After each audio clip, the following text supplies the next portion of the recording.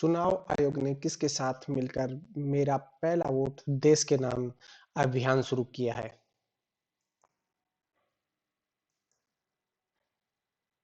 पंचायती राज मंत्रालय, गृह मंत्रालय, शिक्षा मंत्रालय या विदेश मंत्रालय। तो इसका करेक्ट ऑप्शन रहेगा ऑप्शन सी, शिक्षा मंत्रालय, मिनिस्ट्री ऑफ एजुकेशन। लोकसभा चुनाव को देखते हुए पहली बार मतदान करने वाले युवाओं को मतदान के प्रति रुझान बढ़ाने के लिए चुनाव आयोग ने शिक्षा मंत्रालय के साथ मिलकर के मेरा पहला वोट देश के नाम अभियान शुरू किया है। इसके तहत उच्च शिक्षण संस्थानों में 28 फरवरी से 6 मार्च के बीच यह अभियान चलाया जा रहा है, जो अपने वोट को एक जिम्मेदार नागरिक मानते हुए अपने वोट का सही उपयोग करना उनको सिखाया जा रहा है, समझाया जा रहा है और देश के प्रति अपने वोट का योगदान देने के लिए प्रेरित किया जा रहा है।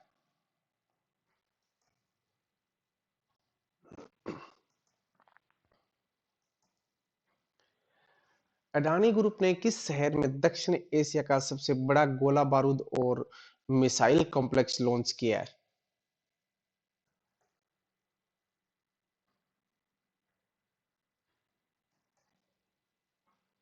गुरुग्राम, लखनऊ, कानपुर, देहरादून। तो इसका ऑप्शन करेक्ट रहेगा कानपुर, ऑप्शन सी। भारत के रक्षा क्षेत्र के लिए एक महत्वपूर्ण विकास में अडानी समूह ने उत्तर प्रदेश के कानपुर में गोला बारूद और मिसाइल कॉम्प्लेक्स का उद्घाटन किया है। उत्तर प्रदेश के मुख्यमंत्री योगी आदित्यनाथ ने थल सेना अध्यक्ष जनरल मनोज पांडे के साथ परिसर का उद्घाटन किया।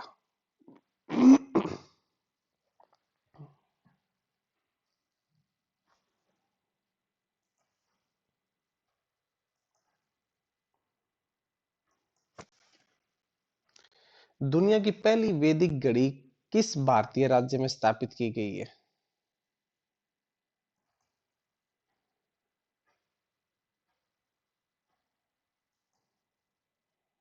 हरियाणा, उत्तर प्रदेश, राजस्थान, मध्य प्रदेश।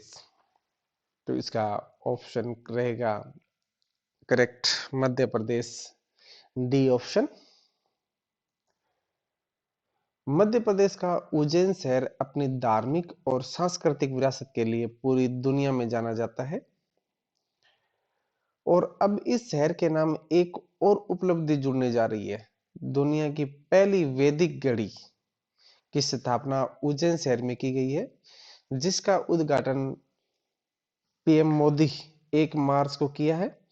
इस वैदिक घड़ी की स्थापना सरकारी जीवाजी वेधशाला के निकट जंतर मंतर के भीतर 85 फुट के टावर पर स्थापित किया गया,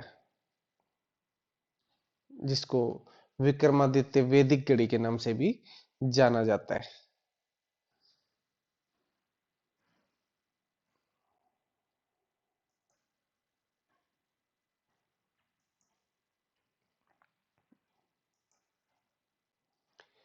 global textile event Bharat Tex 2024 का आयोजन कहाँ किया गया है?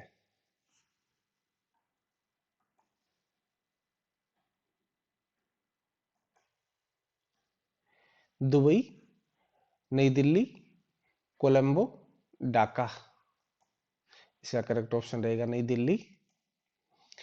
प्रधानमंत्री श्री नरेंद्र मोदी ने देश में आयोजित होने वाले अब तक के सबसे बड़े वैश्विक टेक्सटाइल कार्यक्रम में से एक भारत टेक्स 2024 का उद्घाटन किया।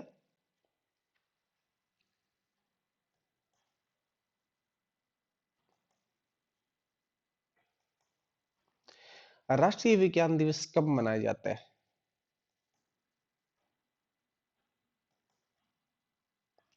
25 फरवरी, 26 फरवरी, 27 फरवरी या फिर 28 फरवरी।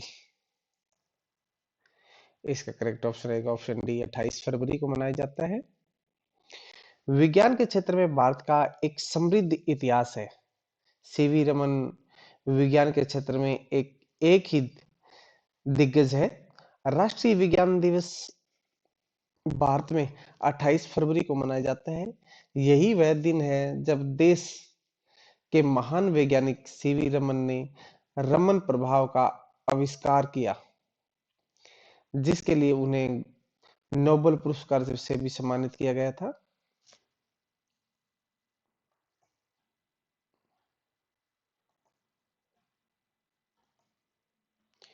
किसको 2023 जीडी बिरला पुरस्कार से सम्मानित किया गया है?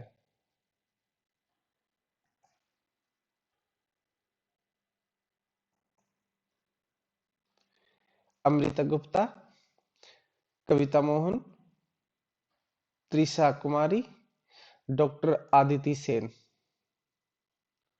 तो इसका करेक्ट ऑप्शन रहेगा option D, doctor Aditi Sen.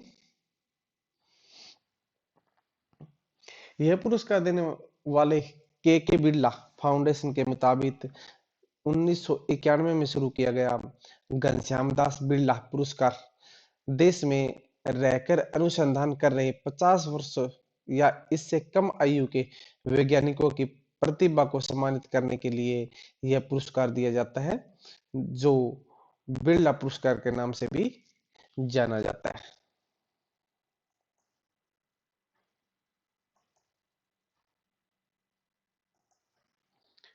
किस राज्य सरकार ने स्तन कैंसर का शीघ्र पता लगाने के लिए सवेरा कार्यक्रम शुरू किया है?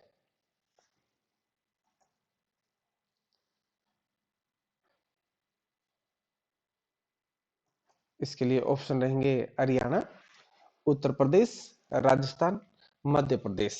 तो इसका करेक्ट ऑप्शन रहेगा ऑप्शन ए, हरियाणा। हरियाणा के मुख्यमंत्री मनोहर लाल खट्टर ने सवेरा कार्यक्रम का उद्घाटन किया, जो महिलाओं के स्तन कैंसर यानी ब्रेस्ट कैंसर की शीघ्र पहचान और रोकथाम के उद्देश्य से एक अभूतपूर्व पहल की है।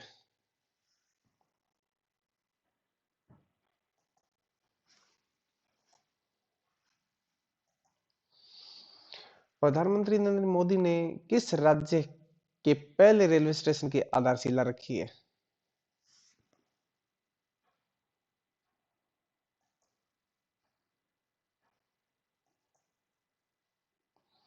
त्रिपुरा, मेघालय, नागालैंड, सिक्किम। तो इसका ऑप्शन रहेगा ऑप्शन डी, सिक्किम।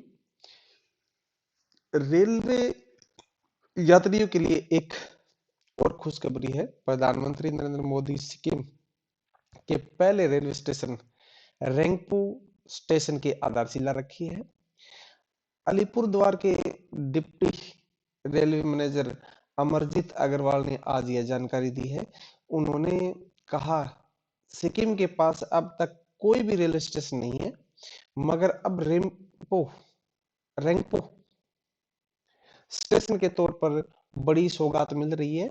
सिक्किम के पर्यटन और रक्षात्मक लिहाज से यह एक अहम कदम रहेगा।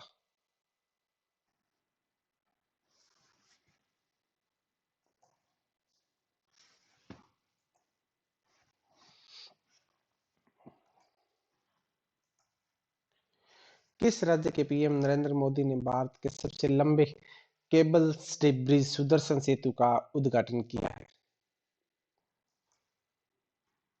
ऑप्शन रहेगा कर्नाटक, गोवा, गुजरात, केरल। तो इसका करेक्ट ऑप्शन रहेगा गुजरात। प्रधानमंत्री नरेंद्र मोदी गुजरात के अरब सागर के ऊपर भारत के सबसे बड़े केबल आधारित पुल सुदर्शन ब्रिज का उद्घाटन किया। 2.32 किलोमीटर लंबा यह ब्रिज ओखा और बेट द्वारका के बीच बनाया गया है। ओखा और बेट के बीच बना यह ब्रिज भारत का केबल आधारित सबसे बड़ा ब्रिज है। यह ओखा मुख्य भूमि को बेट द्वारका से जोड़ता है। पहले द्वारका में द्वारकाधीश मंदिर तक पहुंचने के लिए लोगों को नाव पर निर्भर रहना होता था, और अब जैसे ही ये सेतु या ब्रिज आम जनता के लिए ओपन हुआ है, तब द्वारकाधीश मंदिर तक पहुंचना काफी आसान हो चुका है।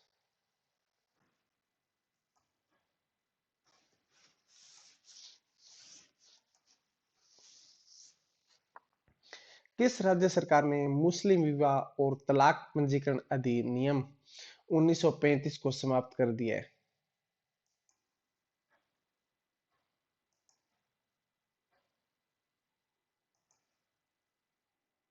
अरुणाचल प्रदेश, असम, उत्तर प्रदेश और सिक्किम। तो इसका करेक्ट ऑप्शन रहेगा ऑप्शन बी, असम। असम सरकार ने असम मुस्लिम विवाह और तलाक पंजीकरण अधिनियम 1935 को रद्द करने का फैसला किया है। असम के पर्यटन मंत्री जयंत मल्ला बरुआ ने बताया कि असम मुस्लिम विवाह और तलाक पंजीकरण अधिनियम 1935, जिसके आधार पर 94 मुस्लिम रजिस्ट्रार अब भी राज्य में मुस्लिम विवाह को पंजीकरण और तलाक कर रहे थे, उन सभी को निरस्त कर दिया गया है।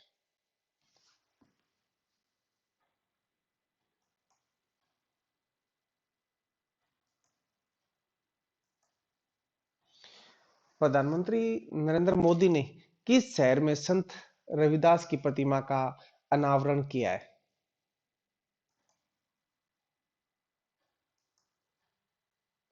कानपुर, लखनऊ, वाराणसी, जयपुर। तो इसका करेक्ट ऑप्शन रहेगा ऑप्शन सी, वाराणसी। प्रधानमंत्री नरेंद्र मोदी ने संत रविदास की 647वीं जयंती पर सिर गोवर्धन में उनकी 25 फीट ऊंची कांस्य प्रतिमा का अनावरण किया। प्रधानमंत्री ने कहा है कि संत रविदास ने समाज को आजादी का महत्व भी बताया और समाज के साथ साथ सामाजिक ऊंच नीच, छुआछूत, भेदभाव समेत सभी सामाजिक बुराइयों के खिलाफ उन्होंने काफी बढ़ चढ़कर आवाज उठाई।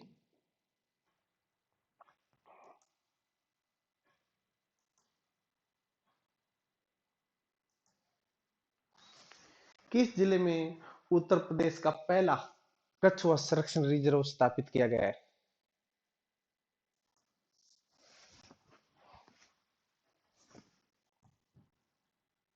मथुरा, आगरा, कानपुर, गोंडा। करेक्ट ऑप्शन रहेगा ऑप्शन डी, गोंडा। उत्तर प्रदेश के गोंडा जिले में वन विभाग turtle cervical lines foundation India के सहयोग से संरक्षण का प्रयास शुरू कर रहा है। इस प्रयास का उद्देश्य घाघरा नदी की सहायक नदी सरजू नदी के किनारे एक कछुआ संरक्षण रिजर्व स्थापित करना है। गोंडा जिला अपनी कछुआ विविधताओं के लिए जाना जाता है, जो इसे इस तरह के संरक्षण प्रयास के लिए एक आदर्श स्थान माना जाता है और यहाँ कई प्रजाति के कछुए पाए जाते हैं।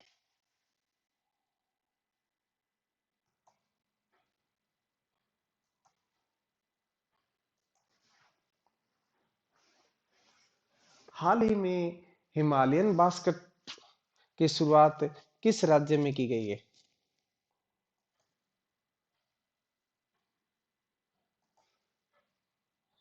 अरुणाचल प्रदेश, सिक्किम, उत्तराखंड, हिमाचल प्रदेश।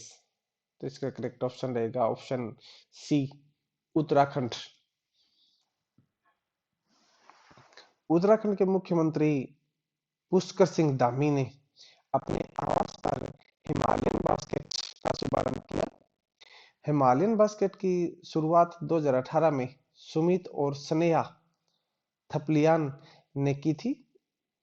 हिमालयन बास्केट के तहत दूध, दही और पुदीना जैसे कृषि उत्पादक खरीदे जाते हैं और उनसे अलग अलग उत्पादक बनाकर विदेशों में सप्लाई किया जाता है।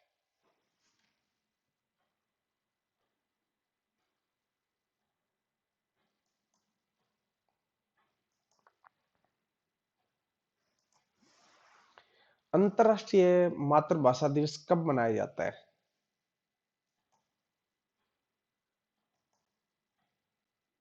18 फरवरी को, 19 फरवरी, 20 फरवरी या फिर 21 फरवरी? इसका करेक्ट ऑप्शन रहेगा ऑप्शन 21 फरवरी।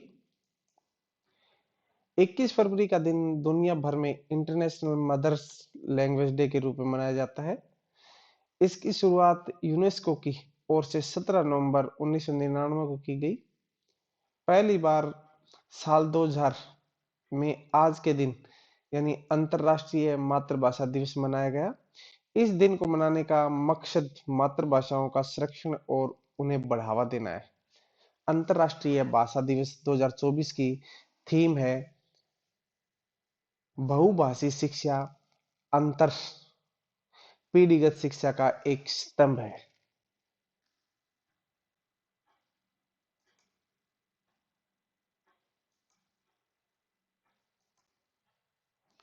उत्तर भारत के किस शहर में पहले पिज्जा एरियम का अनावरण किया गया?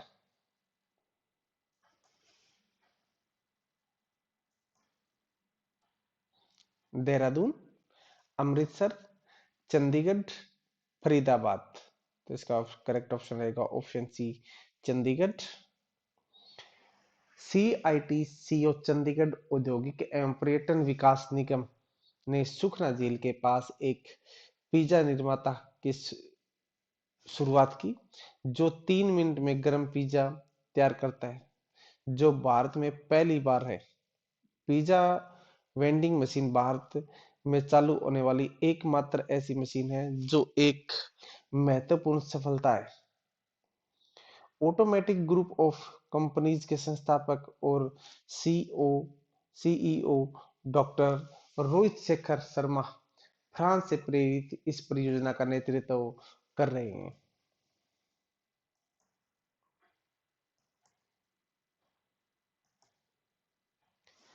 किस शहर में भारत के पहले स्किल इंडिया सेंटर का उद्घाटन किया गया है?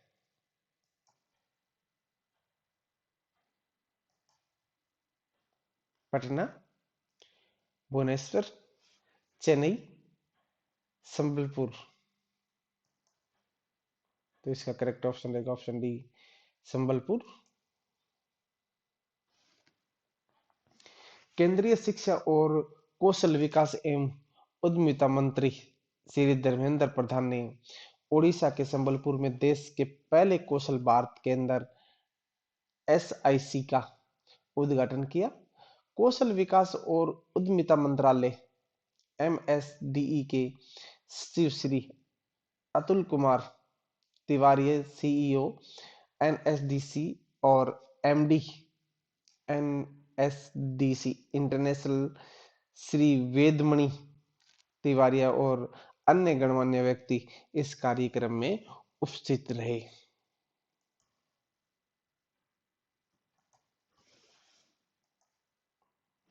किस देश में बहुराष्ट्रीय सैन्य अभ्यास शांति प्रयास फोर 2024 आयोजित किया गया?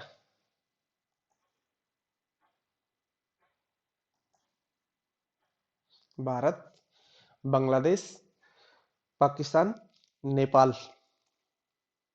करेक्ट ऑप्शन रहेगा ऑप्शन डी, नेपाल। काठमांडू वैश्विक शांति प्रयासों का केंद्र बिंदु बन गया है क्योंकि यहाँ पर बहुराष्ट्रीय सैन्य अभ्यास शांति प्रयास 4 की शुरुआत की गई और इसकी मेजबानी काफी सुंदर और भव्य रही है। यह महत्वपूर्ण आयोजन जो संयुक्त राष्ट्र शांति मिशनों में सक्रिय रूप से शामिल 19 देशों के सैन्य प्रतिनिधियों को आकर्षित करता है। वैश्विक शांति और सुरक्षा बनाए रखने के लिए प्रति सहयोगात्मक भावना और समर्पण का एक रेखांकित चित्र जो है बिल्कुल स्पष्ट करता है।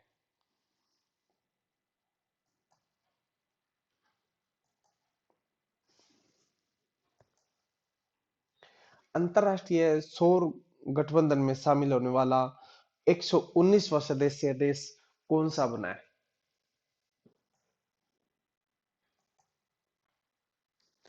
माल्टा, केन्या, युगांडा, ईरान? तो इसका करेक्ट ऑप्शन रहेगा माल्टा।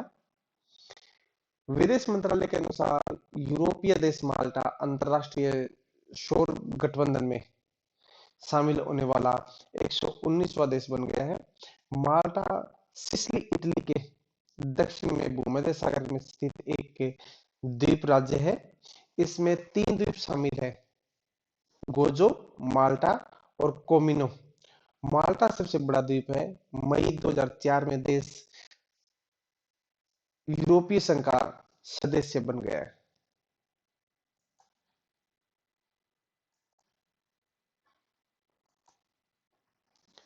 Under water photograph of the year 2024 का पुरस्कार किसे दिया गया है?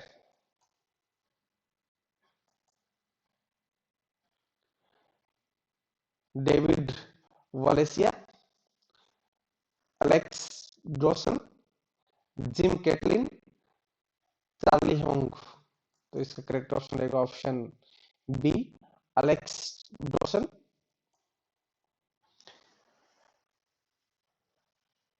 स्वीडिश फोटोग्राफर अलेक्सन डॉसन ने underwater photograph of the year 2024 प्रतिष्ठित खिताब जीता है। उनकी विजेता प्रविष्ट वेलबोन्स एक मंत्रमुग्ध कर देने वाली छवि है, जो दर्शकों को ग्रीनलैंड की बर्फ की चादर के बर्फीले विस्तार के नीचे ले जाती है, जहां एक गोताखोर को खोज करते हुए देखा जा सकता है, या फिर ऐसी बर्फबारी जिसकी परत जमी हुई और उसके बर्फ से नीचे पानी में रहस्य को खोजना कहा जा सकता है।